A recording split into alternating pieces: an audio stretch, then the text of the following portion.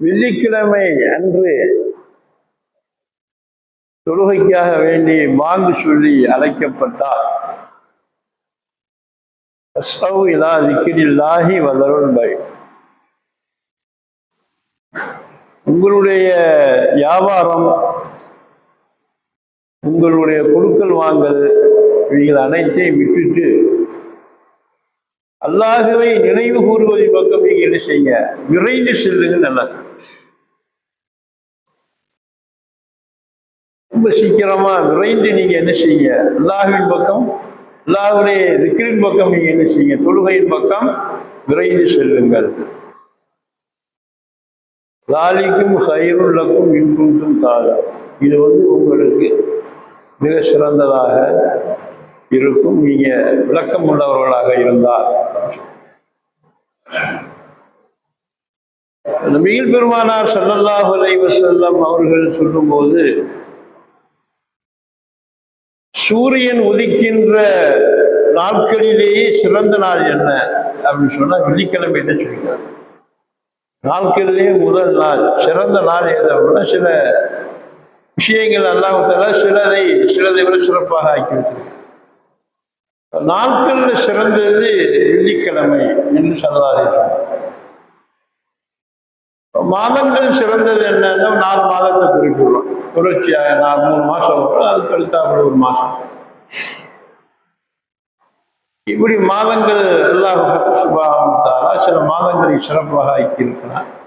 நாட்கள்ல அல்லாஹ் தஆலா வெள்ளிக்கிழமையும் சிறப்பாக ஆக்கி வச்சிருக்கிறான். இந்த சிறப்பான நாட்கள்ல, சிறப்பான மாதங்கள்ல என்ன, சும்மா வெறுமனே கடந்து போயிடக்கூடாது. ஏதோ ஏதோ அஜித்து குத்துபா ஓதுனாரு, ஏதோ 4 வார்த்தையில சொன்னாரு, ஏதோ தொழுக வச்சாரு, நாமும் தொழுதோம் அப்படின்னு சொல்லி நம்ம கடந்து போவதை விட அதற்கு ரொம்ப நம்ம முக்கியத்துவம் கொடுத்து ஈமானை புதுப்பிக்கின்ற மாதங்களாகவும் நாட்களாகவும் ஆக்கி நம்முடைய ஈமான் என்ன செய்யணும், புதுப்பிக்கும். அப்ப அந்த நாட்களுக்கு நம்ம என்ன செய்யணும், இயல்பாக நம்ம முக்கியத்துவம் கொடுத்து பழகும்.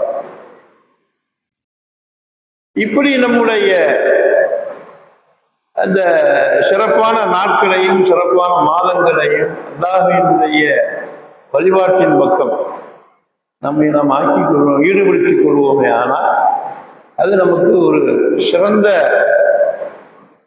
ஒரு நிலையாக நம்முடைய வாழ்க்கையை சரி செய்யக்கூடிய, சிறப்பாக ஆக்கி தரக்கூடியதற்கு இதெல்லாம் காரணமாக அமைகிறது.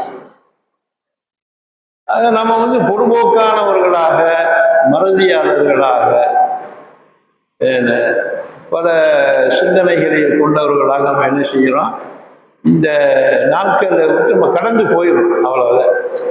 ஒரு சடங்கு சம்பிரதாயம் சொல்றாங்கல்ல, அந்த மாதிரி சடங்கு சம்பிரதாயமாக ஆக்கி கொண்டு அந்த நாட்களில் சில காரியங்களை செய்துவிட்டு நம்ம என்ன செய்ய நாட்களை கடந்து போகிறோம். அப்படி கடந்து போகிறது சிறப்பான முறை அல்ல. ஏன்னா அந்த நாட்களை நம்ம என்ன செய்யணும், முழுமையாக நம்ம இபாதத்தின் பக்கம் பயன்படும். இப்போ இந்த வெள்ளிக்கிழமை இருக்கு அப்படின்னா அல்லாஹ் என்ன சொல்றேன், நீங்க தொழுகையின் பக்கம் வாங்குங்க. நம்ம என்ன செய்யலாம், வியாபாரம் பண்ணிக்கிட்டோம்.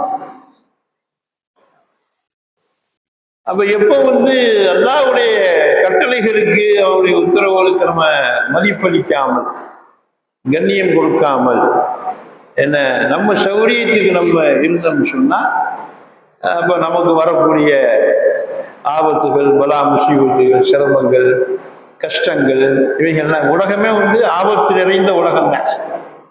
என்ன இதுல இருந்து நம்ம தப்பிக்கணும் அப்படின்னா அல்லாஹ்வுடைய திக்ரக்குள்ள நம்ம என்ன செய்ய முடியும், தப்பிக்கணும்.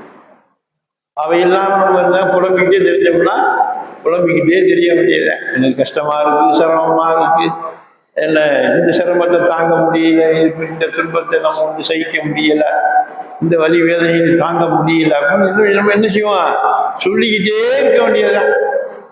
அதுல இருந்து எப்ப தீர்வு கிடைக்கும்? அல்லாஹ் குர்ஆன்ல சொல்றேன், அலா பிதிக்ரில்லாஹி தத்மஇன்னுல் குலூப். அல்லாஹ்வுடைய நினைவை கொண்டுதான் என்ன செய்யுது, உள்ளங்கள் அமைதி பெறுகின்றன சொல்றேன். வஸ்துக்களை கொண்டு நிம்மதி கிடைக்காது. நம்ம நல்லா யோசிச்சு பார்த்தோம்னா உலக வாழ்க்கையில என்ன சிரமத்தில் இருக்கவனும் சிரமப்படுறாங்க. வசதி வாய்ப்புல உள்ளவங்க, கார் இருக்கு, மங்களா இருக்கு, தோட்டம் துறவுகள் இருக்கு, எல்லா வசதியும் இருக்கு. ஆனா அவங்களால சௌகரியமா இருக்க முடியுதா? வெளிப்பார்வைக்கு நல்லா இருப்பதை போல நமக்கு தெரியும். ஆனா அவங்க மன ரீதியாக நீங்க கேட்டு பாருங்களேன். உளவியல் பிரகாரம் அவங்க நினைச்சுவாங்க ரொம்ப கஷ்டத்துல மிகப்பெரிய சிரமத்தை அனுபவித்துக் கொண்டிருப்பார். வெளியே சொல்ல முடியாது. இதற்கெல்லாம் காரணம் என்ன? புரியாத சூழலே அல்லாஹ்வுடைய திக்ரு நம்மிடத்தில் இல்லாத காரணம். அல்லாஹ்வுடைய திக்ரு, அவருடைய நினைவு எப்ப நம்மை விட்டு அதை விட்டு நம்ம விலகி போயிட்டோமோ அப்ப நமக்கு என்ன செய்யும்? எல்லா விதமான பலா முசீபத்தும் நம்மளை சூண்டு கொள்ளும். ஆனா நம்ம என்ன செய்வோம்? வெளியில பாக்குறது நல்லா தெரியும். சாப்பிட்ற மாதிரி தெரியும், தூங்குற மாதிரி தெரியும், நல்ல ட்ரெஸ் முடிச்சு இருக்க மாதிரி தெரியும், கார்ல போவோம், பங்களாவில் குடியிருப்போம், வீட்டில் பார்த்தா 40 ஃபேன் போட்டு வச்சிருப்போம், ஏசி போட்டிருப்போம். இதெல்லாம் போட்டு பிரயோஜனம்? எது கிடைக்கணுமோ அது கிடைக்கணும் கிடையாது. அது கிடைக்கவில்லை என்று சொன்னால் மனிதன் நஷ்டத்திலே இருக்கிறான். அதனால அல்லாஹ் இந்த இன்சான் நிச்சயமாக இந்த மனித சமுதாயம் நஷ்டத்திலே இருந்து கொண்டிருக்கிறது சொல்லிட்டு அல்லாஹ் விரிவழக்க அதுல இருந்து அல்லாஹ் பிரிக்கிறான். இல்லல்லதீன ஆமனு வ அமிலு ஸாலிஹாத், யாரு ஈமான் கொண்டு நற்கிரமங்கள் செய்து வருகின்றார்களோ அவர்களை தவிர. அப்ப நம்ம அந்த லிஸ்டுக்கு போகணுமா இல்லையா? நல்ல அமல்கள் செய்யக்கூடியவர்களுடைய லிஸ்ட் நம்ம சேரும். அதில் நம்ம முறையாக இருப்போமே. ஆனால் நம்ம அமல் செஞ்சு ஒருத்தருக்கு ஒருத்தர் உண்மையை பேசிக்கொண்டு ஒருத்தருக்கு ஒருத்தர் பொறுமையை போதித்துக் கொண்டு நம்ம இந்த உலக வாழ்க்கையை நம்ம கழிக்க ஆரம்பிச்சோம்னா நம்மளே வெற்றியாகும். இது இல்லாம நம்ம பொதுவோக்கான முறையில கவனக்குறைவாக இந்த உலகத்தில் நம்ம வாழ்ந்து கொண்டிருக்கோம். அல்லாஹ்வுடைய நினைவை வேண்டும். அல்லாஹ் குர்ஆன் இன்னொரு இடத்துல சொல்றேன், யார் வமன் அஅரத அன் திக்ரி, அல்லாஹ் பாருங்க அடுத்து சொல்றாங்க, எவ்வளவு உறுதியா சொல்றாங்க. அல்லாஹ் யார் என்னுடைய நினைவை புறக்கணித்து வாழ்கின்றார்களோ, யார் என்னுடைய திக்ரை புறக்கணித்து வாழ்கின்றார்களோ, அல்லாஹ் என்ன சொல்றாங்க பாருங்க, அவங்களுக்கு நம்ம என்ன செய்யறாங்க? நெருக்கடியான வாழ்க்கையை உண்டு பண்ணிடுவோங்கிறாங்க. வாழ்க்கை நெருக்கடியா எல்லாமே இருக்கு. ஆனா அப்ப இதுல என்ன தெரியுதுன்னா, வஸ்துக்களை கொண்டு நம்ம என்ன செய்ய முடியாது? நிம்மதி அடையும். அல்லாஹ்வுடைய தௌஃபீக் என்று சொல்லக்கூடிய அந்த நல் உதவி அதுல சம்பந்தப்பட்டாலும் என்ன செய்யலாம்? கொடைக்கானல் போனாலும் சரி, ஊட்டிக்கு போனாலும் சரி, ஹனிமூன் போனாலும் சரி, இங்க போனாலும் நிம்மதி எப்ப கிடைக்கும்?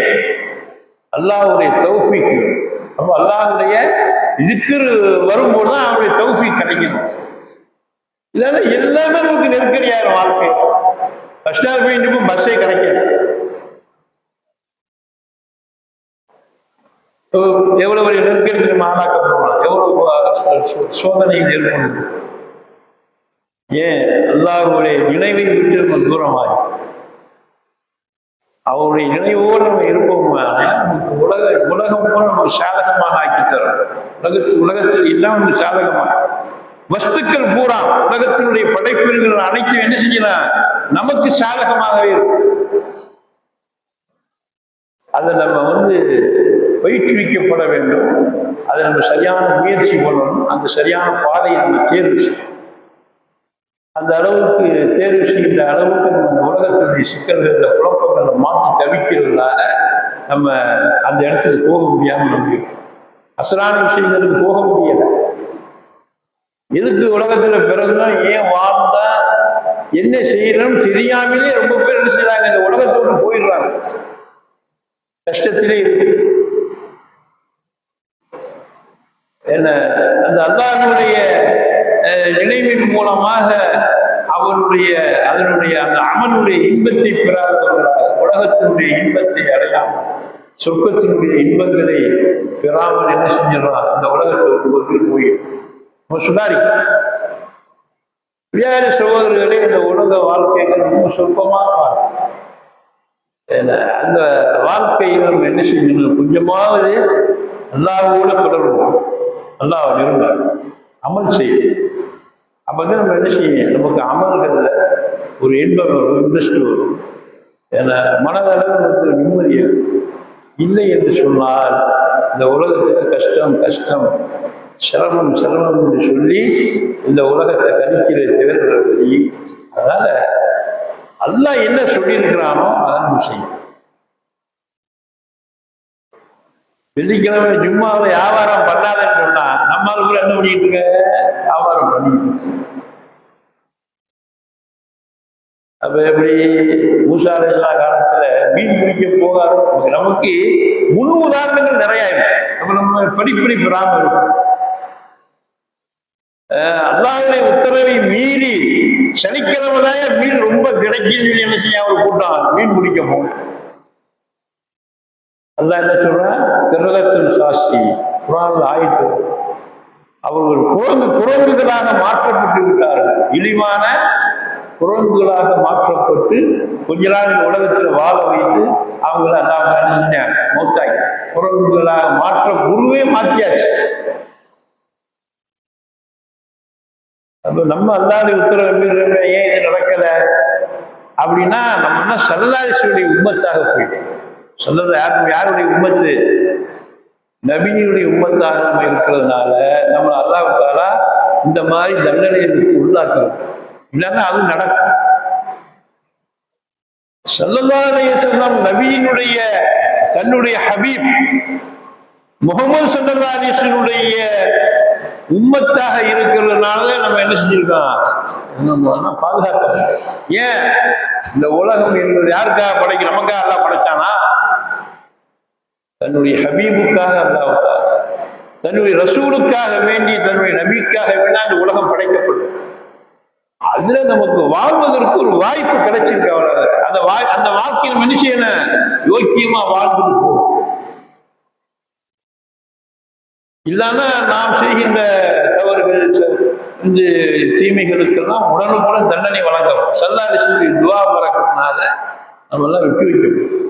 ஆகவே கண்ணியத்திற்குரிய சகோதரர்களே, அல்லாஹ்வுடைய கட்டளைக்கு இணங்கி நபிகள் நாயகம் ஸல்லல்லாஹு அலைஹி வஸல்லம் வாழ்க்கையை, சுன்னத்தான வாழ்க்கையை பின்பற்றி நடக்கக்கூடிய அந்த வாய்ப்பு, நல்ல வாய்ப்புகளில் அல்லாஹ் தஆலா நம் அனைவருக்கும் தந்தருள் புரிவானாக என்று விரிவுரைகிறேன். அஸ்ஸலாமு அலைக்கும்.